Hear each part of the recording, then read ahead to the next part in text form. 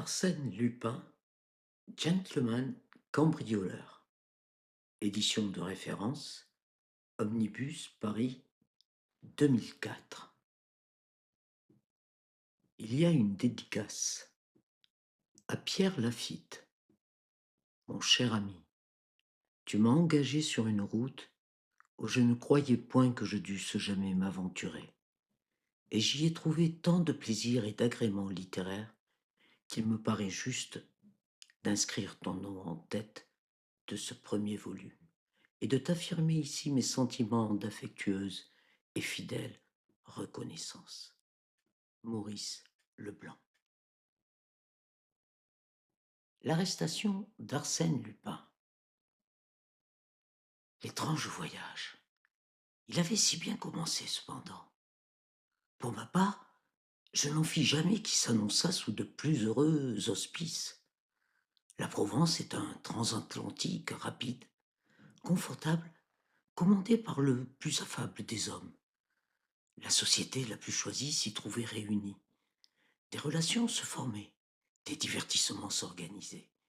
Nous avions cette impression esquisse d'être séparés du monde, réduits à nous-mêmes comme sur une île inconnue, obligés par conséquent de nous rapprocher les uns des autres. Et nous nous rapprochions. Avez-vous jamais songé à ce qu'il y a d'original et d'imprévu dans ce groupement d'êtres qui, la veille encore, ne se connaissaient pas et qui, durant quelques jours, entre le ciel infini et la mer immense, vont vivre de la vie la plus intime. Ensemble vont défier les colères de l'océan, l'assaut terrifiant des vagues et le calme sournois de l'eau endormie. C'est au fond vécu en une sorte de raccourci tragique, la vie elle-même, avec ses orages et ses grandeurs, sa monotonie et sa diversité. Et voilà pourquoi, peut-être on goûte avec une hâte fiévreuse et une volupté d'autant plus intense ce court voyage dont on aperçoit la fin du moment même où il commence. Mais depuis plusieurs années, quelque chose se passe qui ajoute singulièrement aux émotions de la traversée. La petite île flottante dépend encore de ce monde dont on se croyait affranchi. Un lien subsiste qui ne se dénoue que peu à peu en plein océan, et peu à peu en plein océan se renoue. Le télégraphe sans fil, appel d'un autre univers d'où l'on recevrait des nouvelles de la façon la plus mystérieuse qui soit. L'imagination n'a plus la ressource d'évoquer des fils de fer au creux desquels glisse l'invisible message. Le mystère est plus insondable encore, plus poétique aussi. Et c'est aux ailes du vent qu'il faut recourir pour expliquer ce nouveau miracle. Ainsi, les premières heures, nous sentîmes-nous suivis, escortés, précédés même par cette voix lointaine qui, de temps en temps, chuchotait à l'un de nous quelques paroles de là-bas. 2 amis me parlèrent, 10 autres, 20 autres nous envoyèrent à tous, à travers l'espace, leur adieu attristé ou souriant. Or, le second jour, à 500 milles des côtes françaises, par un après-midi orageux, le télégraphe sans fil nous transmettait une dépêche dont voici la teneur. Arsène Lupin à votre bord, première classe, cheveux blonds, blessure avant-bras droit, voyage seul, sous le nom de R. À ce moment précis, un coup de tonnerre violent éclata dans le ciel sombre. Les ondes électriques furent interrompues. Le reste de la dépêche ne nous parvint pas. Du nom sous lequel se cachait Arsène Lupin, on ne sut que l'initiale.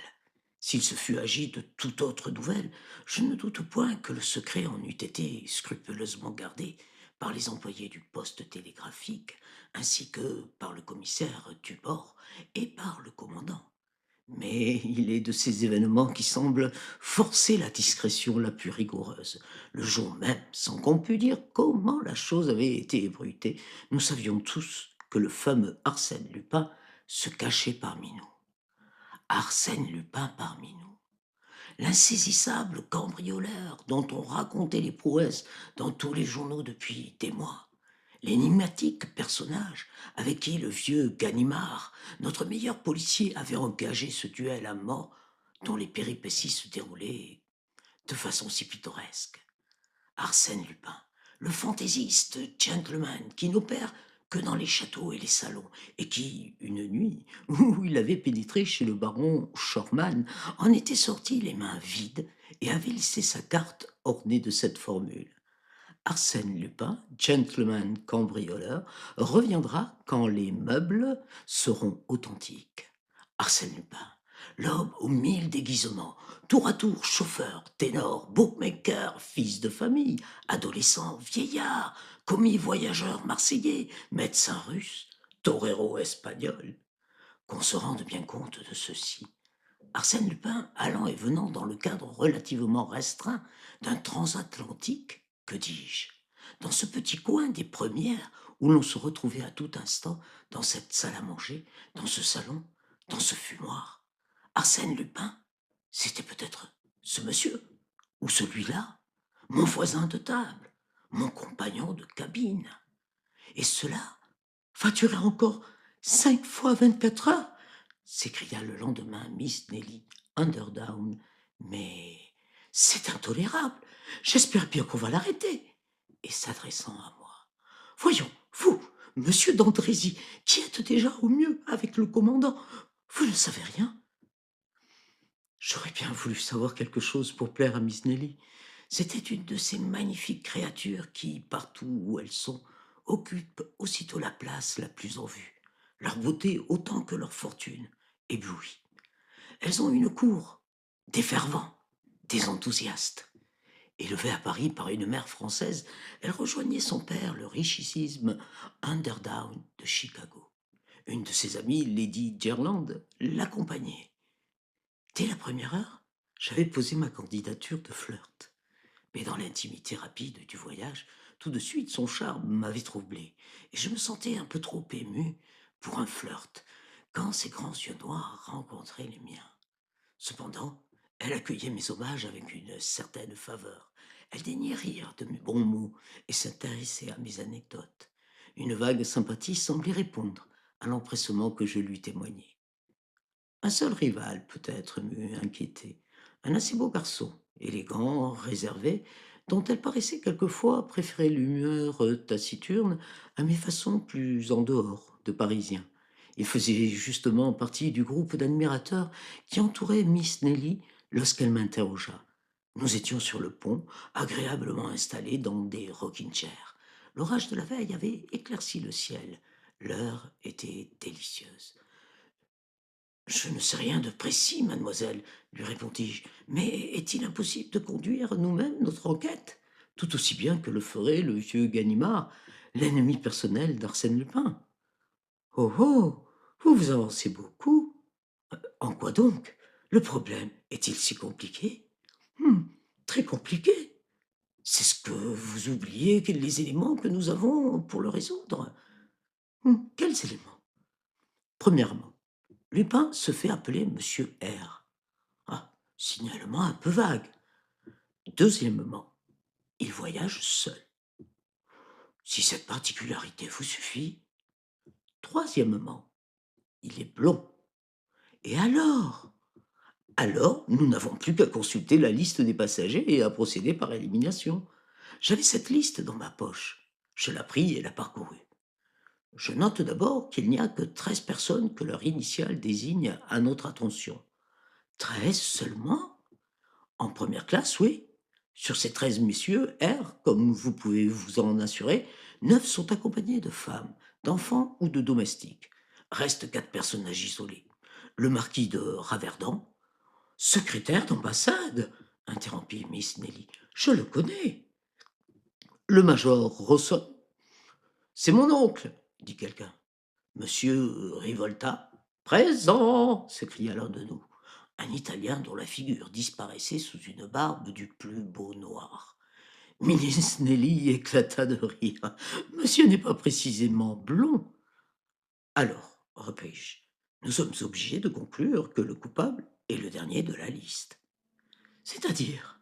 C'est-à-dire, monsieur Rosen. Quelqu'un connaît-il monsieur Rosen? On se tut. Mais Miss Nelly, interpellant le jeune homme taciturne, dont l'assiduité près d'elle me tourmentait, lui dit: Eh bien, monsieur Rosen, vous ne répondez pas? On tourna les yeux vers lui. Il était blond.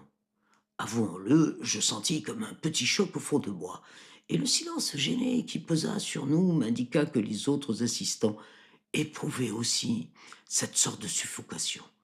C'était absurde d'ailleurs, car enfin, rien dans les allures de ce monsieur ne permettait qu'on le suspectât. Pourquoi je ne réponds pas? Dit-il. Mais parce que, vu mon nom, ma qualité de voyageur isolé, et la couleur de mes cheveux, j'ai déjà procédé à une enquête analogue et que je suis arrivé au même résultat. Je suis donc d'avis qu'on m'arrête. Il avait un drôle d'air en prononçant ces paroles.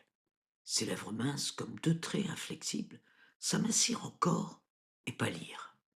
Des filets de sang strièrent ses yeux. Certes, il plaisantait. Pourtant, sa physionomie, son attitude nous impressionnèrent. Naïvement, Miss Nelly demanda: Mais vous n'avez pas de blessure? Il est vrai, dit-il, la blessure manque. D'un geste nerveux, il releva sa manchette et découvrit son bras. Mais aussitôt, une idée me frappa. Mes yeux croisèrent ceux de Miss Nelly. Il avait montré le bras gauche. Et ma foi, j'allais en faire nettement la remarque, quand un incident détourna notre attention. Lady Gerland, l'amie de Miss Nelly, arriva en courant. Elle était bouleversée. On s'empressa autour d'elle, et ce n'est qu'après bien des efforts qu'elle réussit à balbutier: Mes bijoux, mes perles, on a tout pris. Non, on n'avait pas tout pris. Comme nous le sûmes par la suite, chose bien plus curieuse, on avait choisi. De l'étoile en diamant, du pendentif en cabochon de rubis, des colliers et des bracelets brisés, on avait enlevé non point les pierres les plus grosses, mais les plus fines, les plus précieuses, celles, aurait-on dit, qui avaient le plus de valeur, en tenant le moins de place. Les montures gisaient là, sur la table. Je les vis, tous nous les vîmes, dépouillées de leurs joyaux comme des fleurs dont on eût arraché les beaux pétales, étincelants et colorés. Et pour exécuter ce travail, il avait fallu, pendant l'heure où Lady Gerland prenait le thé, il avait fallu en plein jour et dans un couloir fréquenté, fracturer la porte de la cabine, trouver un petit sac dissimulé à dessein au fond d'un carton à chapeau, l'ouvrir et choisir. Il n'y eut qu'un cri parmi tous. Il n'y eut qu'une opinion parmi tous les passagers lorsque le vol fut connu. C'est Arsène Lupin. Et de fait, c'était bien sa manière compliquée, mystérieuse, inconcevable et logique cependant, car s'il était difficile de receler la masse encombrante que formait l'ensemble des bijoux, combien moindre était l'embarras avec de petites choses indépendantes les unes des autres, perles, émeraudes et saphirs. Et au dîner, il se passa ceci. À droite et à gauche de Rosen, les deux places restèrent vides, et le soir on sut qu'il avait été convoqué par le commandant. Son arrestation, que personne ne mit en doute, causa un véritable soulagement. On respirait enfin. Ce soir-là, on joua au petit jeu, on dansa. Miss Nelly surtout montra une gaieté étourdissante qui me fit voir que si les hommages de Rosen avaient pu lui agréer au début, elle ne s'en souvenait guère. Sa grâce acheva de me conquérir. Vers minuit, à la clarté sereine de la lune, je lui affirmai mon dévouement avec une émotion qui ne parut pas lui déplaire. Mais le lendemain, à la stupeur générale, on apprit que les charges relevées contre lui n'étant pas suffisantes, Rosen était libre. Fils d'un négociant considérable de Bordeaux, il avait exhibé des papiers parfaitement en règle.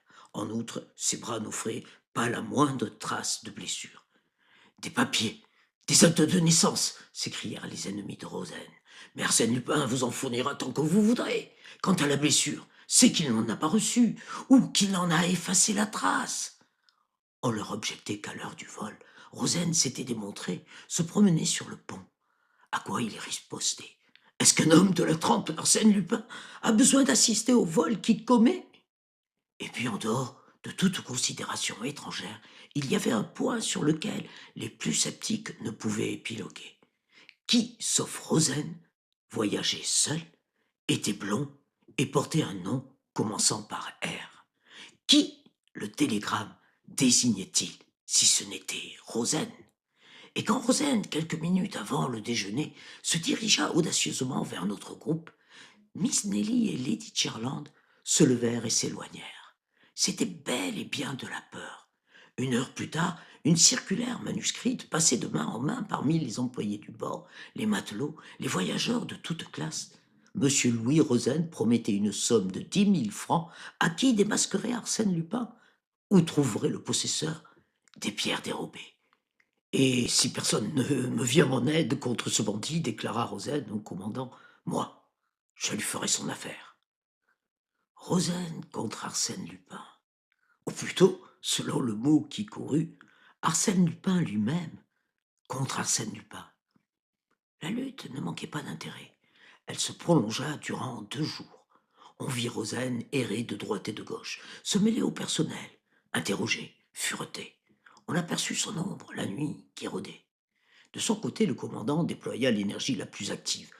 Du haut en bas, en tous les coins, la Provence fut fouillée. On perquisitionna dans toutes les cabines sans exception, sous le prétexte fort juste que les objets étaient cachés dans n'importe quel endroit, sauf dans la cabine du coupable.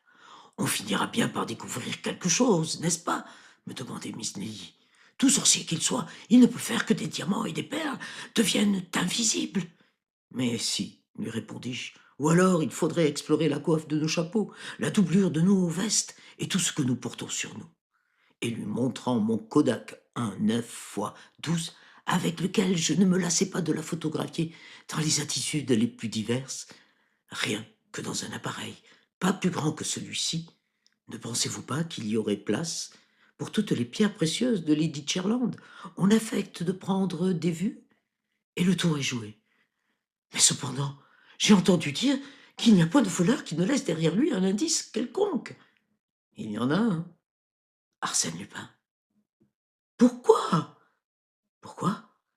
Parce qu'il ne pense pas seulement au vol qu'il commet, mais à toutes les circonstances qui pourraient le dénoncer. Au début, vous étiez plus confiant. Mais depuis, je l'ai vu à l'œuvre. Et alors, selon vous? Selon moi, on perd son temps. Et de fait, les investigations ne donnaient aucun résultat, ou du moins, celui qu'elles donnèrent ne correspondait pas à l'effort général. La montre du commandant lui fut volée. Furieux, il redoubla d'ardeur et surveilla de plus près encore Rosen, avec qui il avait eu plusieurs entrevues. Le lendemain, ironie charmante, on retrouvait la montre parmi les faux cols du commandant en second. Tout cela avait un air de prodige et dénonçait bien la manière humoristique d'Arsène Lupin, cambrioleur soit, mais dilettante aussi. Il travaillait par goût et par vocation, certes, mais par amusement aussi. Il donnait l'impression du monsieur qui se divertit à la pièce qu'il fait jouer et qui, dans la coulisse, rit à gorge déployée de ses traits d'esprit et des situations qu'il imagine. Décidément, c'était un artiste en son genre. Et quand j'observais Rosen, sombre et opiniâtre, et que je songeais au double rôle que tenait sans doute ce curieux personnage, je ne pouvais en parler sans une certaine admiration. Or, l'avant-dernière nuit, l'officier de quart entendit des gémissements à l'endroit le plus obscur du pont. Il s'approcha, un homme était étendu, la tête enveloppée dans une écharpe grise très épaisse, les poignets ficelés à l'aide d'une fine cordelette. On le délivra de ses liens, on le releva, des soins lui furent prodigués. Cet homme, c'était Rosen. C'était Rosen assailli au cours d'une de ses expéditions, terrassé et dépouillé. Une carte de visite fixée par une épingle à son vêtement portait ces mots. Arsène Lupin accepte avec reconnaissance les 10 000 francs de M. Rosen.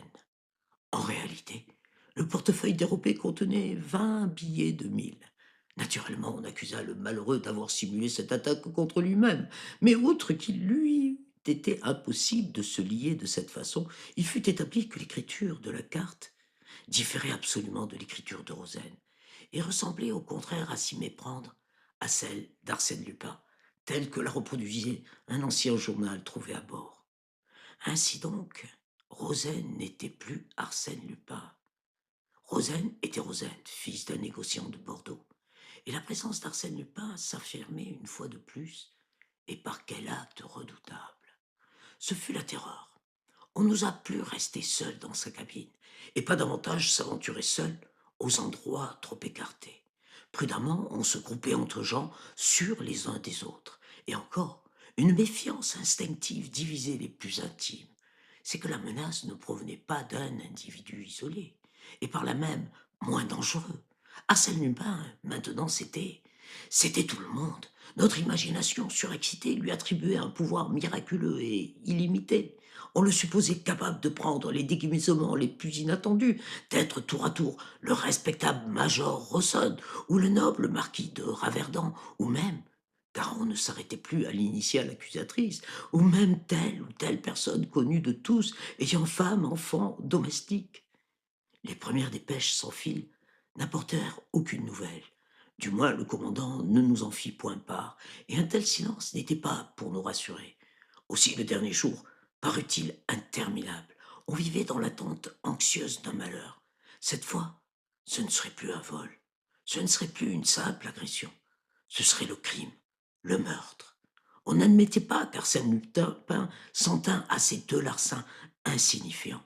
Maître absolu du navire, les autorités réduites à l'impuissance, il n'avait qu'à vouloir. Tout lui était permis. Il disposait des biens et des existences. Heure délicieuse pour moi, je l'avoue, car elles me valurent la confiance de Miss Nelly.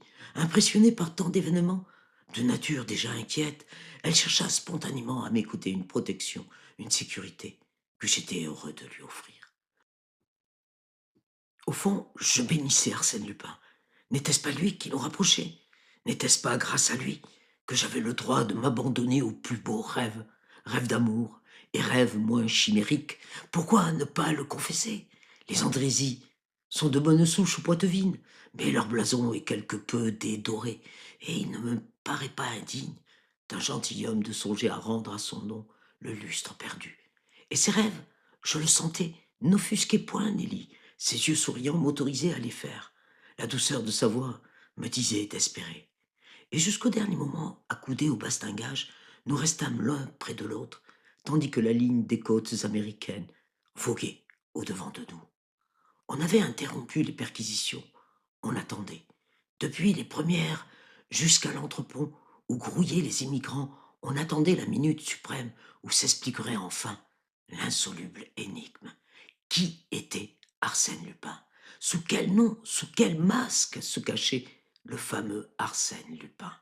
Et cette minute suprême arriva. Dussé-je vivre 100 ans, je n'en oublierai pas le plus infime détail. Comme vous êtes pâle, Miss Nelly, dis-je à ma compagne qui s'appuyait à mon bras, toute défaillante. Et vous? Me répondit-elle. Ah, vous êtes si changée.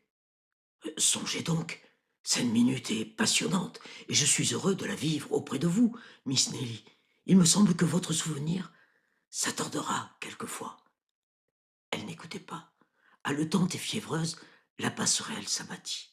Mais avant que nous eussions la liberté de la franchir, des gens montèrent à bord, des douaniers, des hommes en uniforme, des facteurs. Miss Nelly balbutia. On s'apercevrait qu'Arsène s'est échappé pendant la traversée, que je n'en serais pas surprise. Il a peut-être préféré la mort au déshonneur et plongé dans l'Atlantique plutôt que d'être arrêté. Ne riez pas, fit-elle agacée. Soudain, je tressaillis, et comme elle me questionnait, je lui dis. Vous voyez ce vieux petit homme debout à l'extrémité de la passerelle, avec un parapluie et une redingote verte olive? C'est Ganimard. Ganimard? Oui, le célèbre policier, celui qui a juré qu'Arsène Lupin serait arrêté de sa propre main. Ah, je comprends que l'on n'ait pas eu de renseignements de ce côté de l'océan. Ganimard était là. Il aime bien que personne ne s'occupe de ses petites affaires. Alors, Arsène Lupin est sûr d'être pris. Qui sait? Ganimard ne l'a jamais eu. Paraît-il que grimé et déguisé, à moins qu'il ne connaisse son nom d'emprunt. Ah! dit-elle avec cette curiosité un peu cruelle de la femme, si je pouvais assister à l'arrestation. Patientons. Certainement, Arsène Lupin a déjà remarqué la présence de son ennemi. Il préférera sortir parmi les derniers, quand l'œil du vieux sera fatigué. Le débarquement commença. Appuyé sur son parapluie, l'air indifférent, Ganimard ne semblait pas prêter attention à la foule qui se pressait entre les deux balustrades. Je notai qu'un officier du bord, posté derrière lui, le renseignait de temps à autre. Le marquis de Raverdan, le major Rawson, l'italien Rivolta défilèrent, et d'autres et beaucoup d'autres, et j'aperçus Rozaine qui s'approchait. Pauvre Rozaine, il ne paraissait pas remis de ses mésaventures. C'est peut-être lui tout de même, me dit Miss Nelly. Qu'en pensez-vous? Je pense qu'il serait fort intéressant d'avoir sur une même photographie Ganimard et Rozaine. Prenez donc mon appareil, je suis si chargé. Je le lui donnai, mais trop tard pour qu'elle s'en servît. Rozaine passait. L'officier se pencha à l'oreille de Ganimard. Celui-ci hocha légèrement les épaules et Rozaine passa. Mais alors, mon Dieu, qui était Arsène Lupin? Oui, fit-elle à haute voix. Qui est-ce? Il n'y avait plus qu'une vingtaine de personnes. Elle les observait tour à tour avec la crainte confuse qu'il ne fût pas, lui, au nombre de ces 20 personnes. Je lui dis, nous ne pouvons attendre plus longtemps. Elle s'avança. Je la suivis. Mais nous n'avions pas fait 10 pas que Ganimard nous barra le passage. Eh bien quoi? M'écriai-je. Un instant, monsieur. Qui vous presse? J'accompagne mademoiselle. Un instant, répéta-t-il d'une voix plus impérieuse, et il me dévisagea profondément, puis il me dit les yeux dans les yeux. Arsène Lupin, n'est-ce pas? Je me mis à rire. Non, Bernard d'Andrézy, tout simplement. Bernard d'Andrézy est mort il y a 3 ans, en Macédoine. Si Bernard d'Andrézy était mort, je ne serais plus de ce monde, et ce n'est pas le cas. Voici mes papiers. Ce sont les siens. Comment les avez-vous? C'est ce que j'aurai le plaisir de vous expliquer. Mais vous êtes fou! Arsène Lupin s'est embarqué sous le nom de R. Oui, encore un truc de fou. Une fausse piste sur laquelle vous les avez lancés là-bas. Ah! Vous êtes d'une jolie force, mon gaillard. Mais cette fois, la chance a tourné. Voyons, Lupin, montre-toi beau joueur. J'hésitai une seconde. D'un coup sec, il me frappa sur l'avant-bras droit. Je poussai un cri de douleur. Il avait frappé sur la blessure encore mal fermée que signalait le télégramme. Allons, il fallait se résigner. Je me tournai vers Miss Nelly. Elle écoutait, livide, chancelante. Son regard rencontra le mien, puis s'abaissa sur le Kodak que je lui avais remis. Elle fit un geste brusque, et j'eus l'impression, j'eus la certitude, qu'elle comprenait tout à coup. Oui, c'était là, entre les parois étroites de chagrin noir, au creux du petit objet que j'avais eu la précaution de déposer entre ses mains avant que Ganimard ne m'arrêtât. C'était bien là que se trouvaient les 20 000 francs de Rozaine, les perles et les diamants de Lady Jerland. Ah, je le jure à ce moment solennel, alors que Ganimard et 2 de ses acolytes m'entouraient, tout me fut indifférent. Mon arrestation, l'hostilité des gens, tout. Hors ceci, la résolution qu'allait prendre Miss Nelly au sujet de ce que je lui avais confié. Que l'on eût contre moi cette preuve matérielle et décisive, je ne songeais même pas à le redouter. Mais cette preuve, Miss Nelly se déciderait-elle à la fournir? Serais-je trahi par elle? Perdu par elle? Agirait-elle en ennemie qui ne pardonne pas? Ou bien en femme qui se souvient et dont le mépris s'adoucit d'un peu d'indulgence, d'un peu de sympathie involontaire? Mais, arrivée au milieu de la passerelle, par un mouvement de maladresse simulée, elle le laissa tomber dans l'eau, entre le mur du quai et le flanc du navire. Puis je la vis s'éloigner. Sa jolie silhouette se perdit dans la foule, m'apparut de nouveau et disparut. C'était fini, fini pour jamais.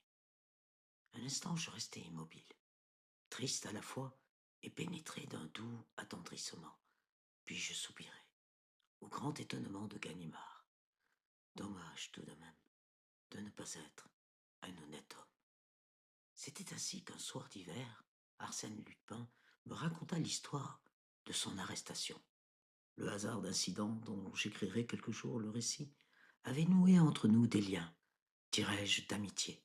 Oui, j'ose croire qu'Arsène Lupin m'honore de quelque amitié, et que c'est par amitié qu'il arrive parfois chez moi à l'improviste, apportant dans le silence de mon cabinet de travail sa gaieté juvénile, le rayonnement de sa vie ardente, sa belle humeur d'homme pour qui la destinée n'a que faveur et sourire.